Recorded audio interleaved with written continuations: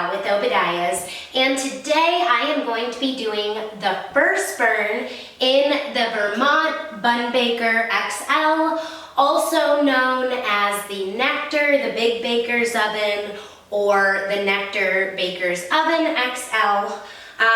So this is going to be our first burn. So again, always important with your first burn, small fire, medium fire, hot fire to properly cure all of your paint and not get the stove too hot too quick.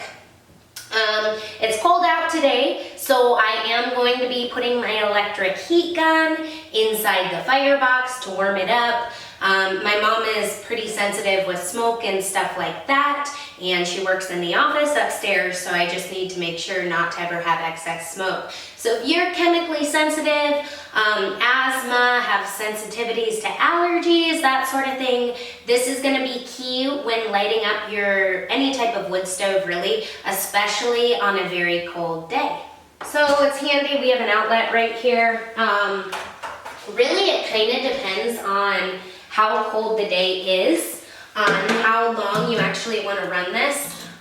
So basically, I just point it towards the chimney, turn it on, point it towards the chimney, and that'll really just get a good draft going, because when your chimney is cold, it's especially difficult to get the smoke to start going up the flue stack.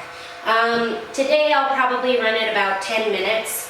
I've had some pretty cold days where it's like way below zero, and on those kind of days, typically I'll run it sometimes as long as like 15 or 20 minutes before starting my fire.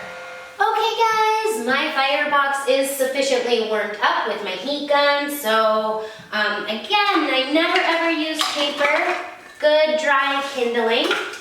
So I just kind of stack it in a nice little TP pattern for good airflow. Okay, and then of course, my handy dandy blowtorch. Cannot rave about this thing enough.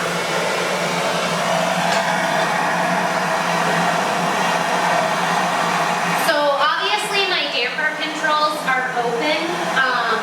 So that's going to be the rear flue damper control, my top air wash, and then the damper control on the front firebox door. Okay, you guys can see how I have my wood stacked up here. I got a little condensation on my glass because it's still a little cold in there. Once it heats up, it'll burn off. But yeah, look at that. Took off so nice, like probably a minute or so. So we're about 10 minutes into our kindling fire burn. It's looking really good. Glass is burning really clean.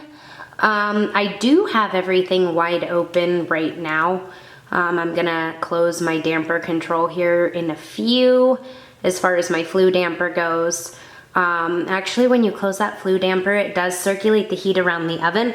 So you do wanna make sure you have a nice clean fire burning before you do that, because if you're circulating like really dirty smoke, you're gonna have more creosote buildup. We're about, I'm gonna say probably 15 minutes into our kindling fire burn. Gonna give you guys some temperature readings. Center of the stove, we've got 369 degrees. The left-hand cook plate is 250. Right-hand cook plate, 321. Let's do some side measurements. Right-hand side of the top panel, 104 degrees. Bottom is 65. Left-hand side, top panel, 106, 65, so pretty consistent. Glass temperature is about 470 degrees. So we're just gonna let this burn down a little bit more before we move into our medium fire. All right, y'all, so the fire's been burning for 35-40 minutes on my kindling burn, which is pretty good. So my flue damper's closed and everything else is burning hot. So now I'm gonna go into my medium fire. I got a nice bed of coals going on here from my kindling. For my medium fire, I'm just gonna do 2 logs here. Actually, you know what? I don't want it to burn too hot too quick because this is the first time I lit the stove. So I actually think that I'm just gonna put 1 log in here for now. Because I have a nice bed of coals, the whole log should take off nice and I don't need any other wood in there. So I'm just gonna let it burn here for a bit longer and then give you guys some medium temperature readings. And look at how nice that's taking off. Nice bed of coals from my kindling, 1 single log in there.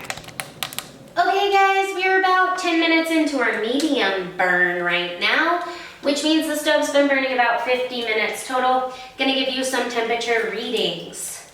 Left hand cook plate, we've got 387 degrees. Right hand cook plate is at 425. And so far, right hand cook plate runs a little bit hotter. Center of the stove is about 450 degrees. Top of the stove side panels at 160. Bottom of the stove panels at 74. Flue temperature is going to be at 300. Right there at the flue collar. And our glass is about 385 degrees right now. So yeah, again, you never want to be cooking the first time you're burning the stove. This is our medium burn. You're heating up your paint slowly, right? So you don't want to be putting that kind of stuff into your food. You're curing everything essentially. So you don't want to be cooking until after you burn the stove at least 1 time. Okay guys, my stove has been burning for about an hour now. And it kind of looks like my fire is going out because my coals are burning down and I only had 1 log in there. So I am going to add 1 smaller log on the top to keep this going. So I'm kind of like medium, going into medium hot, but I'm not going into the full-blown hot kind of burn quite yet for like my overnight burn. So yeah, my coals are going out just a little bit, so I might put a little kindling underneath here to keep this going.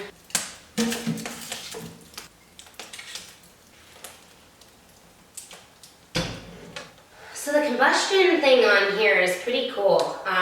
It pulls in the combustion air from the bottom of the glass. So immediately when I shut the door, you know, some stoves where they just pull them in from the top, you really have to have your door open to get your fire going. But with this one, when you go to load it, as soon as you close the door, you can almost like hear the pressure change in there, and then it ignites from the bottom.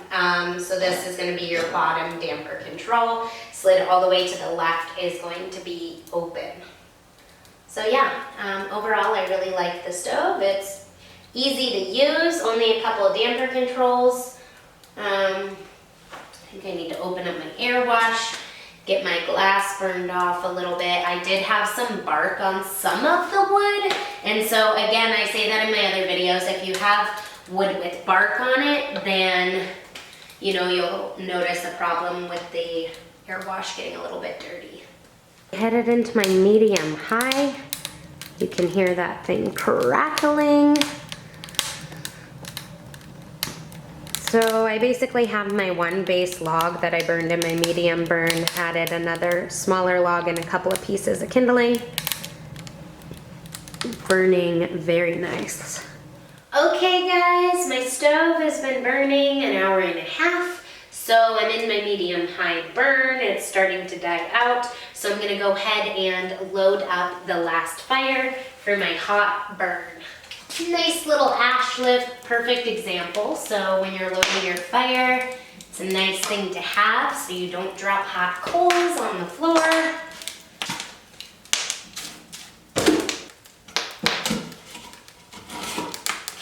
So right now I've got like 3.5-ish logs in there.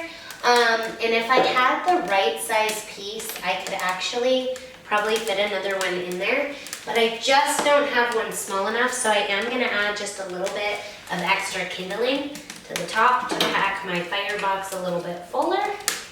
Just loaded my final hot burn. I'm gonna let this burn for maybe like 5 minutes or so and get it nice and hot before I give you guys some more temperature readings. I am in my full hot burn. Stove has been running an hour and 45 minutes-ish. I do currently have everything wide open. So actually, now that I've got my hot burn coming, I can see off the top of the stove here that the paint is actually starting to heat up. So this hot burn is important. This is how you cure everything off before you start burning it and cooking. So on my hot burn, I want to give you guys some temperature readings. Left-hand cook plate is 530 degrees.